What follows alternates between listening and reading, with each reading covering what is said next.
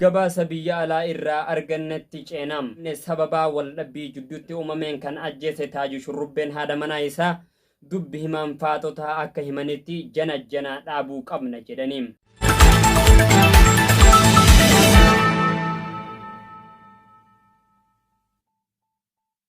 oduu TikTok irraa nugee qabnam filannoo guyyoota sadii irraa geggeeffameen kutaaleen Oromoo hundatti shoorarkaan uumamteem. Hooggantoota Koree nageenya buuftuu kutaalee 11 Oromoo keessaa godhameen qeeqaa fi komeen guddaan irratti dhiyaachuun dhagahameem. Isaan keessaa akka Jimmaatti Muhammad bin Aljaziiraa fi Mubaarak Musammaa, Arsii irraa Nasrii Aanolee fi Dr. Aslii, Harargeerraa Maakee Ooroo lolli guddaan deemaa jiraachuun dhagahameem. Xiinxalaan siyaasaa tokko akka dubbatanitti lolli kun lola addunyaa sadaffaa ta'uu hin oolu jechuun dubbataniim. Hooggantoonni haarayni Arsii bakka bu'uun sagalee caalmaan injifatan Nasrii Aanoleetii fi Dr. Asliin aangoo fudhatanii osoo masaraa mootummaa hin gahin sa'aatii 24 gaditti komiin irratti ka'uun dhagahameem.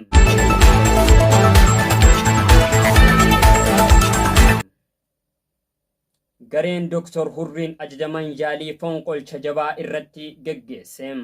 Gareen hooggantoota haaraan filataman kunis falmii jabaa booda aangoo isaanii irra osoo rakkoo hamaan hin gahin deeffatanii jiru.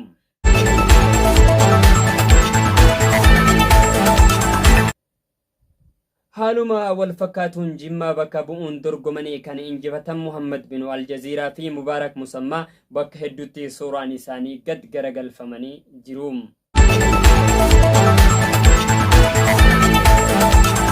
gabaasa biyya alaa irraa argannetti ceenam sababa wal dhabbii jidduutti uumameen kan ajjeese Taaju Shurrubbeen haadha manaa isaa dubbi himaan Faaxotaa akka himanitti jana dhaabuu qabna jedhaniim. Ammas itti dabaluudhaan janaan tun akka maammadoon garaa nuuf hin laafne gooti jechuun dhaamsa karaa miidiyaa Hardiin Wudiin dabarfatanii jiru.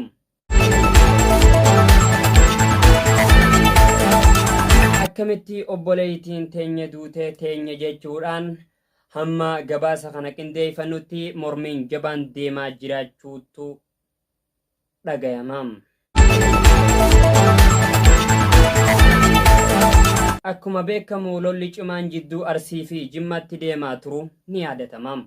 Gareen lachuu goota keenya suuraa isaa gad garagalchitan jechuun mormii cimaan deemaa turu ni yaadatamam. Namoonni tokko cimsee itti fufus guyyaa waa xiqqoo booda garuu amma achi buuteen isaanii dhabameem.